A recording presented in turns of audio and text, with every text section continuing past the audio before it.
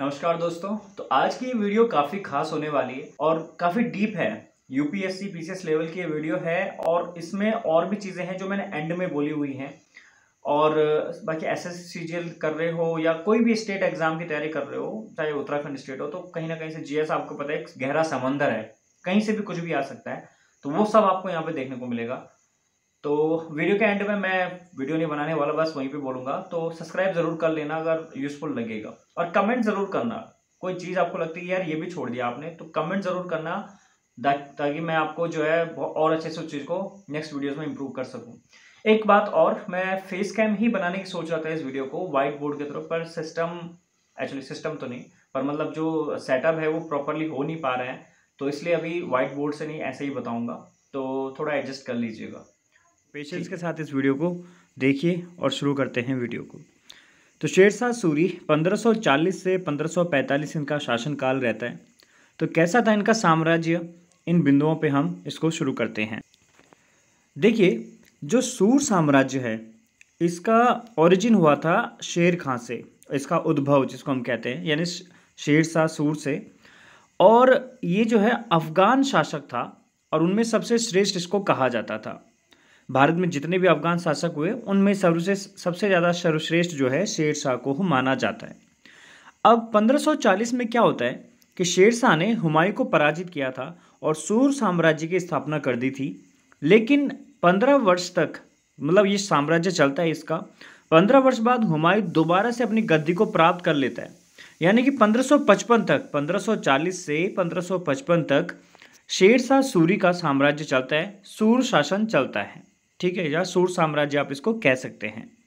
ठीक, अब ये 15 वर्षों का जो छोटा समय अंतराल है, इसमें सूर साम्राज्य के 3 शासक होते हैं जो ऐसे होते हैं। देखो, पहले होते हैं शेरशाह सूर 1540 से 45, फिर इस्लाम अथवा सलीम शाह 1545 से 54, और आदिल शाह होते हैं 1554 से 56।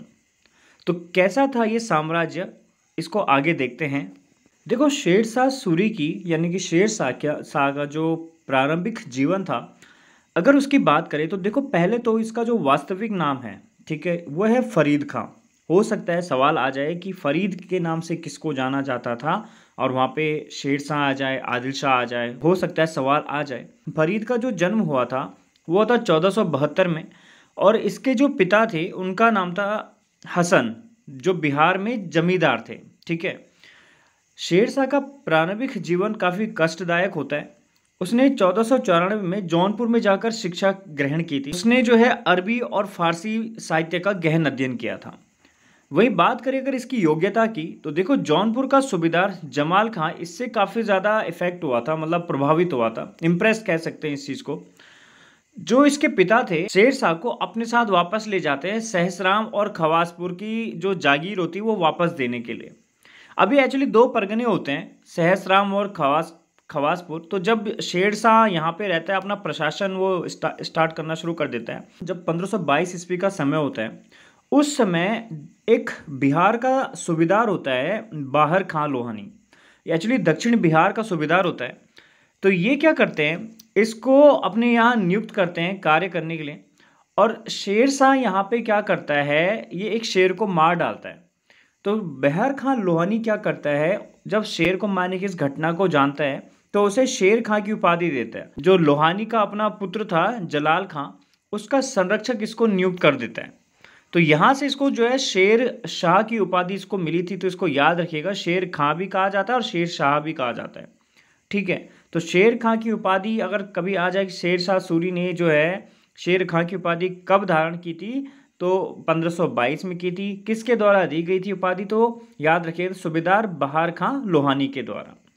ठीक, अब देखो आगे क्या होता है। 1528 में चंदेरी का युद्ध होता है, जब वो बाबर की सेना में शामिल हुआ था और मुगलों के साथ लड़ा था, मतलब उनके साथ मिलकर लड़ा था। फिर 1529 में वो घाघरा के युद्ध में महमूद लोदी के साथ मिल जाता है, और इस टाइम वो बाबर को मतलब निष्क्रिय रहने का संदेश भी भिजवा देता है कि भाई आप मत आओ यहाँ पे, मैं ठीक है उसके साथ, मतलब उसके साथ हूँ, तो तुम इस युद्ध में मत आओ। हुमायूं का शासन चल रहा था, हुमायूं के साथ युद्ध चल रहा था। तो 1539 में चौसा का युद्ध होता है, फिर जब हुमायूं और शेरशाह सूरी आमने सामने होते हैं। यहाँ पे वो हुमायूं को हरा देता है, और फिर जब हुमायूं इस युद्ध को हारता है 39 में, तो शेरशाह सुल्तान आदिल की धारणा जो है शेरशाह सूरी यहाँ पे रखता है, अपनी एक उपाधि धारण कर लेता है, शेरशाह सुल्तान आदिल। ठीक है। हुमायूं द्वारा अपने खोए क्षेत्रों की पुनः प्राप्ति के क्रम में दोनों का टकराव मतलब चलता रहता है, ये दोनों बार बार लड़ते रहते हैं। 1540 में इनका कन्नौज का युद्ध होता है, जो जिसको बिलग्राम भी बोला जाता है। फिर दोनों आमने सामने होता है और हुमायूं फिर से यहाँ पे हार जाता है। और इस युद्ध से क्या होता है, जो मुगल साम्राज्य था उस पर जो है शेरशाह अपना काफ़ी ज़्यादा अधिकार कर लेता है, मतलब उसका अधिकार जम जाता है यहाँ पे। फिर शेरशाह अपने साम्राज्य का विस्तार करता है। ठीक है। अपने राज्य का विस्तार जो है वो पूर्व बंगाल से लेकर पश्चिम में सिंध तक कर लेता है। ठीक। अब बात करते हैं शेरशाह के राज्याभिषेक की। देखो, शेरशाह का जो उत्कर्ष हुआ है वो 1530 से होता है, मतलब 30 के बाद से ही। ठीक है ना। जब वो बिहार में अपनी स्थिति को मजबूत कर लेता है, तो 1530 में कूटनीति के सहारे उसने चुनार पर अधिकार किया था। फिर 35 में बंगाल के शासक पे भी उसने अपना अधिकार बना दिया। 38 में बिहार और बंगाल का शासक बन जाता है। और 40 में जो है कन्नौज के युद्ध में जब हुमायूं को पराजित करता है, तो कुछ समय के लिए मुगल साम्राज्य का भी अंत ही कर देता है। अब्बास खां शेरवानी एक लेखक हुए हैं, तो वो प्रशंसा करते हैं इसकी और कहते हैं कि बुद्धिमत्ता और अनुभव में वो दूसरा हैदर था। इनके सैन्य अभियान की अगर बात करें, तो गख्खारों का युद्ध था जो इसका 1541 में गख्खर जाति के लोगों से युद्ध हुआ था, जिसमें क्या होता है कि शेरशाह उनकी शक्ति को खत्म तो नहीं कर सकता, पर रोकथाम के लिए उसने पश्चिमोत्तर सीमा पर रोहतासगढ़ किले का निर्माण करवाया था। जो गख्खर लोग होते हैं ना, ये अपनी वीरता और साहस से तो प्रसिद्ध होते हैं। तो ये क्या करते थे, मतलब लूटपाट करने का काम ज़्यादा करते थे। ठीक है। पर वो फिर भी मतलब क्या करता है कि नहीं इनको पराजित कर पाता है। मालवा अभियान की अगर बात करें, 1542 में शेरशाह क्या करता है, मालवा पे आक्रमण करता है और उस पर अपना अधिकार कर लेता है। रायसीन की बात करें तो 1543 में शेरशाह ने रायसीन पर आक्रमण किया, और ऐसा माना जाता है कि शेरशाह ने इस अभियान में धोखे से राजपूत शासक पूरनमल को मार डाला था।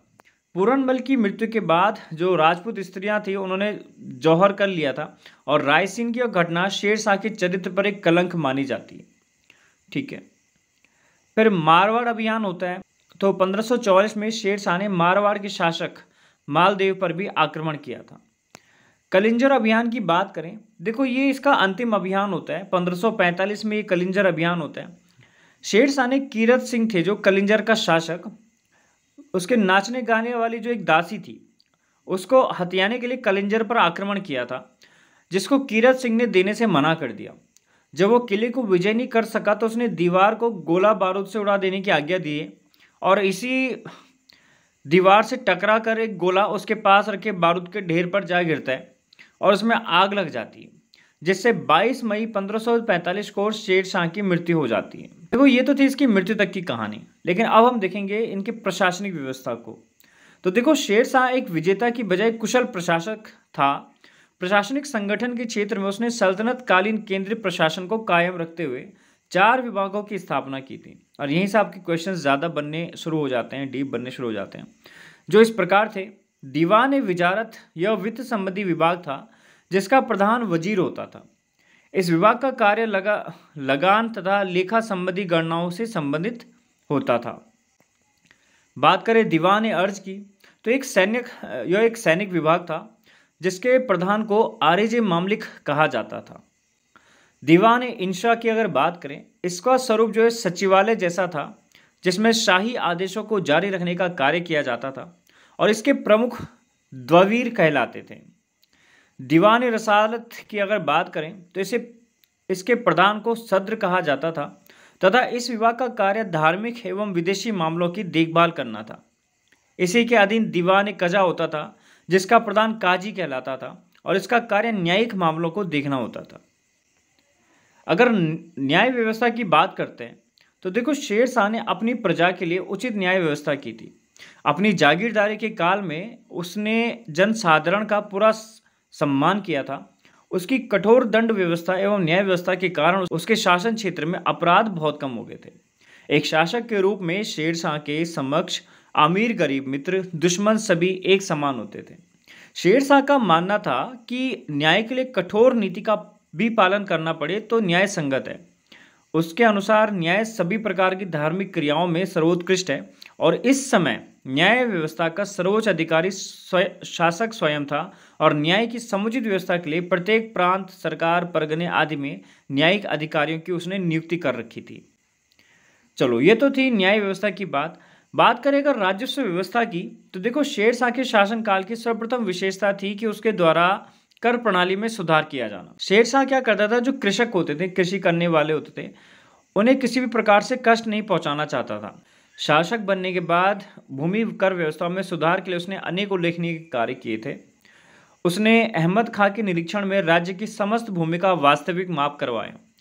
ज्ञातव्य है कि शेरशाह के पूर्व किसी भी शासक ने भूमि की माप की व्यवस्था नहीं की थी, इसलिए हो सकता है इनके बारे में भी पूछा जाए कि किसके द्वारा करवाया था, तो याद रखिएगा अहमद खां के द्वारा। मतलब शेरशाह ने किसके द्वारा करवाया था, अहमद खां के द्वारा करवाया था, ऐसे याद रखना। माप की गई भूमि को बीघे के आधार पर इन्होंने बांटा था और माप के लिए सिकंदरी गज 32 अंक को आधार बनाया था। प्रत्येक किसान के साथ राजस्व उत्पादन कर के लिए करार किया गया, जिसे इकरारनामा या कबूलियत कहते थे। प्रत्येक कृषक के इकरारनामे पर लगान की दर लिखी रहती थी। लगान निश्चित करने के लिए भूमि को गुणवत्ता के आधार पर 3 वर्गों में विभक्त किया गया था, उत्तम, मध्य और निम्न भूमि। लगान को लागू करते समय उधारदाता व वसूल करते समय कठोरता का परिचय दिया जाता था। लगान नगद व अनाज दोनों रूपों में देने की छूट थी। प्राथमिकता नगद भुगतान को ही मिलती थी। लगान सामान्यतः उत्पाद का 1/3 भाग होता था। ठीक है, 3 में से 1 हिस्सा मतलब लगान होता था। मुद्रा व्यवस्था की अगर बात करते हैं तो देखो शेरशाह के सिंहासन पर बैठने के समय मुद्रा की दशा अत्यंत शोचनीय थी। सिक्कों में मिलावट की जाती थी, मिलावट वगैरह। ठीक है, शेरशाह एक अत्यंत विकसित मुद्रा प्रचलित करता है। अब देखो वो क्या करता है कि जो पुराने सिक्के होते हैं उनके बदले में चांदी का सिक्का चलाता है, चांदी का रुपया जो 180 ग्रेन का होता है, और तांबे का वो दाम चलाता है जो 380 ग्रेन का होता है। इसके अतिरिक्त उसने दाम के आधे, चौथाई और 16वें भाग के भी सिक्के चलाए थे। ठीक है, आधे, चौथाई और 16वां भाग। ठीक है, शेरशाह ने अपने सिक्कों पर अपना नाम लिखवाया था। पद एवं टकसाल का नाम अरबी एवं देवनागरी लिपि में खुदवाया था। शेरशाह द्वारा जारी रुपये के बारे में स्मिथ ने लिखा है, यह रुपये वर्तमान ब्रिटिश मुद्रा प्रणाली का आधार है। शेरशाह के शासनकाल में चांदी के रुपये एवं तांबे के दाम का अनुपात 1:64 यानी कि 1/64 था। शेरशाह के जो जन कल्याणकारी कार्य थे वो भी देख लेते हैं। इसने क्या किया था, जन सुविधा हेतु 4 मुख्य सड़कों का निर्माण करवाया था। सुनार गांव से पेशावर तक उसने ग्रांड ट्रक रोड निर्माण करवाई थी और आगरा से बुरहानपुर दिल्ली मुल्तान तक एक मार्ग उसने बनवाया था। मुल्तान से लाहौर तक फिर उसने मार्ग बनाया और मांडू से आगरा तक उसने एक मार्ग बनवाया था। सड़क निर्माण के अतिरिक्त शेरशाह ने अन्य अनेक जन कल्याणकारी कार्य भी किए थे। शासन काल में डाक व्यवस्था का भी प्रचलन हुआ था। सड़कों के किनारे यात्रियों के लिए सराय, वृक्ष, जलकूप, छावनी आदि की व्यवस्था भी उसने कराई थी। शेरशाह कालीन धर्म एवं संस्कृति की अगर बात करते हैं, शेरशाह ने अपने शासनकाल में हिंदू और मुस्लिम प्रजा में कोई भेदभाव नहीं किया था। उसने सेना, प्रशासन एवं राजस्व सभी विभागों के लिए में हिंदुओं की भी नियुक्ति की थी। ब्रह्मजीत गौड़ उसका सेनाध्यक्ष था जो हिंदू था, और शेरशाह ने अपने शासनकाल में स्थापत्य कला के मिश्रित स्वरूप का नमूना प्रस्तुत किया है। रोहतासगढ़ का किला, सासाराम का मकबरा और दिल्ली का पुराना किला शेरशाह द्वारा ही निर्मित किए गए हैं। शेरशाह के शासनकाल में अवधी के साथ साथ हिंदी भाषा को भी मान्यता दी गई थी। जयसिंह का जो पद्मावत है और मंजन का मधुमालती, ये इसकी समकालीन रचनाएं हैं। शेरशाह का दृष्टिकोण कल्याणकारी था तथा वह वास्तव में सुधारवादी दृष्टिकोण वाला व्यक्ति था। उसने भू राजस्व में भी सुधार किया और इसके निर्धारण के लिए योग्य व्यक्तियों, उदाहरणार्थ राजा टोडरमल से भी उसने सलाह ली थी। उसने भू मापन का कार्य भी करवाया था तथा किसानों के साथ प्रत्यक्ष संबंध उसने बनाए थे। किसानों के लिए ऋण व्यवस्था भी उसने करवाई थी। शेरशाह के शासनकाल में टोडरमल द्वारा भू राजस्व की जिस व्यवस्था का सूत्रपात किया गया था, आगे चलकर मुगलों ने भी उसकी व्यवस्था पर अमल किया था। अब शेरशाह के जो उत्तराधिकारी थे उनके बारे में देख लेते हैं। वैसे 2 ही हैं। इस्लाम शाह, ठीक है, 1545 में शेरशाह की मृत्यु के बाद इस्लाम शाह ने सूर साम्राज्य की सत्ता संभाली। इसका जो मूल नाम था वो था जलाल खां, और उसके सलीम उसे सलीम शाह के नाम से भी जाना जाता था। उसने 1545 से 53 तक शासन किया। उसने बागी सरदारों का दमन किया, धक्कारों को कुचला तथा मानकोट का निर्माण कार्य पूर्ण किया। कश्मीर पर अपने आधिपत्य को मजबूत उसने किया था। बात करें उसकी सेना की, तो सेना की दक्षता बनाए रखी उसने और पिता के द्वारा किए गए प्रशासनिक सुधारों को उसने जारी रखा। युवा अवस्था में ही उसकी मृत्यु हो जाती है और हुमायूं ने सूरवंश को यहाँ पे समाप्त कर दिया था। एक्चुअली आदिल शाह इसके बाद आते हैं। 30 अक्टूबर 1553 की अगर बात करें, इस्लाम शाह की मृत्यु हो जाती है और उसके बाद 12 वर्षीय अल्पवयस्क पुत्र होता है उसका, फिरोज शाह, जो शासक बनता है। और फिरोज शाह को उसके मामा मुबारिज खान ने मरवा डाला तथा सत्ता अपने हाथ में ले ली थी। और मुबारिज खान ने मोहम्मद आदिल शाह की उपाधि फिर यहाँ पे धारण की। ठीक है, तो ये था शेर शाह सूरी का सूरवंश। अब यहाँ पे कोई चीज़ ऐसी हो जो आपको परेशान करे तो आप कमेंट करके पूछ सकते हैं। वैसे कुछ चीज़ें जैसे आपको याद रखनी है, जो मैं अगर वन शॉट में कहूँ तो जैसे कुछ चीज़ों को आपको याद रखने की ज़रूरत है। जैसे कि शेर शाह ने जो है मुद्रा में रुपया चलाया था जो चांदी का था, है ना। और इसके अलावा एक चीज़ मैंने यहाँ पे लिखी नहीं, जैसे पटना नगर है ना, जो पटना नगर, तो पटना नगर की स्थापना जो है शेर शाह ने करवाई थी। ठीक है, और इसने जो सहसराम मकबरा अपना बनाया था, वो जो एक उसमें एक झील है एक्चुअली ना, तो उस झील के मध्य में, वो एक कृत्रिम झील है एक्चुअली, तो कृत्रिम झील के मध्य में उसका जो मकबरा है वहाँ पे है वो। ठीक है ना, तो वो इम्पॉर्टेंट है कि मतलब शेर शाह का जो सहसराम में एक मकबरे का इसने निर्माण करवाया था, तो वो जो मकबरा है वहाँ पे एक कृत्रिम झील है, तो कृत्रिम झील के मध्य में वो मकबरा है इसका। ठीक है, ये इंपॉर्टेंट पॉइंट है, मैंने यहाँ पे ऐड नहीं करे थे पर सोचा बता देता हूँ। ठीक है, एक सिक्का और था जो इसने चलाया था, अशरफ करके, हो सकता है कभी पूछा जाए, अशरफ। ठीक है, तो अशरफ जो है ये सोने का सिक्का था इसका। ठीक है, दाम तो मैंने आपको बता ही दिया, चांदी का सिक्का है। ठीक है, और जो इसने एक सड़क बनाई थी सोनार गांव से लेकर पंजाब में जो अटक तक जाती है, अटक तक जो जाती है 1500 किलोमीटर लंबी सड़क है ये एक्चुअली, तो इसको सड़क ए आजम के नाम से भी जाना जाता है। ठीक है, याद रखना, सड़क ए आजम। ठीक है, बाकी लाहौर से मुल्तान तक जाती है, आगरा से चित्तौड़ तक जाती है, आगरा से बुरान तक जाती है, सारी इसने जो है सड़कें बनाई हैं। ठीक है, जो इसके टैक्सेस थे तो उनको याद रखना, हो सकता है पूछा जाए, इसमें टैक्स भी थे इसके, शायद मैंने मिस कर दिया ये पॉइंट। खिराज जिसको हम कहते हैं, खिराज। ठीक है, और एक जारीबान होता है। ठीक है, जारीबान। और एक आपका जो है एक और होता है आपका महासीलान। ठीक है, महासीलाना,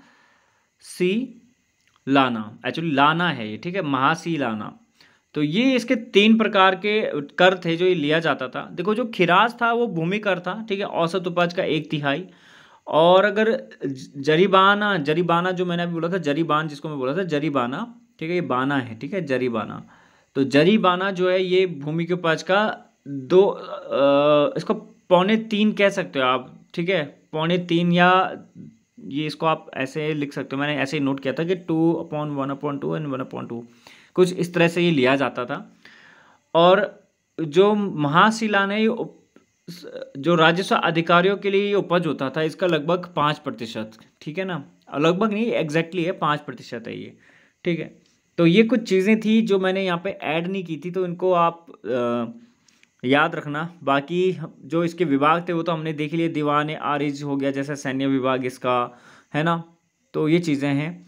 ठीक है, तो दोस्तों कोई चीज़ अगर आपको समझ में ना आए तो कमेंट करके पूछना। मैं सोच रहा था फेस वीडियो बनाऊं जिससे कि मैं आपको वाइट बोर्ड के थ्रू पढ़ाऊं, पर अभी सिचुएशन थोड़ा ठीक नहीं हो पा रही है तो मैं कर नहीं पा रहा हूं। बाकी यार कमेंट ज़रूर करो, ताकि आपके कमेंट से कुछ मोटिवेशन मिले मुझे भी आगे चीज़ों को और बेटर करने की। चलिए मिलते हैं नेक्स्ट वीडियो में। कमेंट ज़रूर करना नेक्स्ट टॉपिक कौन सा आप देखना चाहोगे। वैसे मैं सीक्वेंस में चल रहा हूँ पर फिर भी आप बताना ज़रूर।